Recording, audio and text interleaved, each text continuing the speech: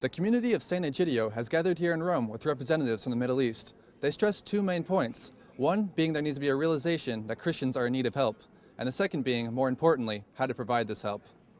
Mohammed Sammak is an advisor to religious leaders in Lebanon, as well as the country's secretary of the Committee for Muslim-Christian Dialogue. He participated in a special synod for Lebanon in 1995, held in the Vatican with John Paul II. The Lebanese are following what's happening now in Egypt after Tunisia with big tensions, and we know that Egypt is not just a small country, it's not a country in the Middle East. Egypt is a pivot and a very important country in the Middle East, and what happens in Egypt will have its implications all over the Middle East. Sant'Egidio has worked directly with NGOs and grassroots movements in the Middle East.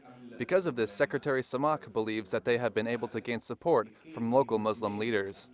He hopes to push forward in improving many of the broken relationships between religious groups throughout the region, despite what he calls the current shadow hanging over many governments in the Middle East. We really have question marks. What will be the outcome of what's happening now in Egypt on the peaceful agreement between Egypt and Israel?